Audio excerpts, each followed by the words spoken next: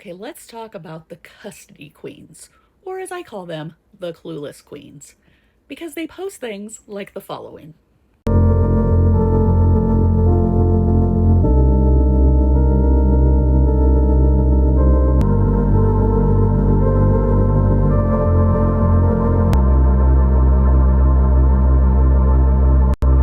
Okay, so let's read this little caption and synopsis they put. It says, a knife report hidden in the inmate 163214 files, buried in the Pullman public records release. Let's start with that first part.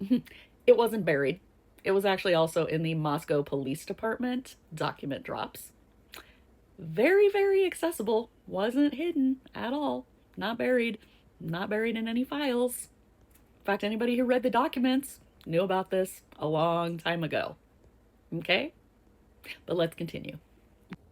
Knife found in a rain gutter. Same apartment complex tied to a prior incident, just 9 miles from the Idaho 4 house. And somehow it shows up in inmate 163214 related documents with zero explanation. I honestly can't fathom how the two of them are lawyers. I understand they're not criminal attorneys. They do custody cases, civil. But still, they should have a basic understanding of things. And it's in the case documents because it was a tip. Because somebody called it in that was doing work on the apartment complex and found it in a gutter. And when somebody calls into a tip, even if it's not related, it has to be in the case file documents. That's how it works. And no, they didn't just dismiss it without explanation. Okay, let's take a look. Okay, here's the information about the knife tip. And this was Brett Payne. And he was talking to somebody about a vehicle that he had seen in the roadway down south of Moscow. But it says, in addition to this information, during my initial phone call with blank, he told me he was painting an apartment of blank, the previous tenant and person named in tips during the initial investigation. Now, that was Brent Kopaka, and just because people had called him in as a tip does not mean that Brent Kopaka was ever a suspect. In fact, Pullman Police Department said right after his death that he was not related to the Idaho 4 case. But he saw a knife blade in the gutter of the building from the apartment window.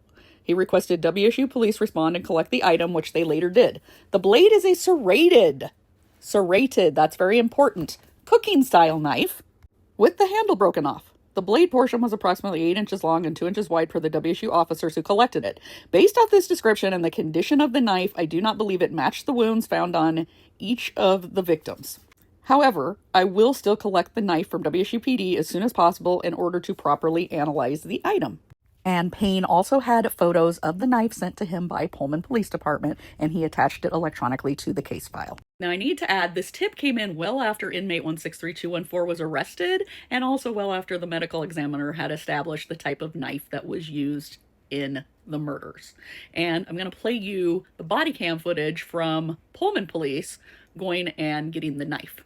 And just had to look out the window and saw a knife in the gutter. There's a knife in that gutter. It's in this gutter right here. So it's come down. It's right here. Yeah. And I was on the phone with Officer Payne from Moscow earlier, and I mentioned that I saw that, and I know YouTube crackheads think that Mr. Packard was involved in the Idaho case. Interesting. It's got a broken off handle. Oh, really? Yeah. It's weird. I mean, it's not covered in blood anymore. I mean, that's definitely not a K-bar. So, no. Thankfully for you guys, right? So yeah, definitely not a K-bar. So Pullman police knew right away that was not the weapon that they were looking for in the Idaho 4 case. But let's look at some of the documents that further back that up.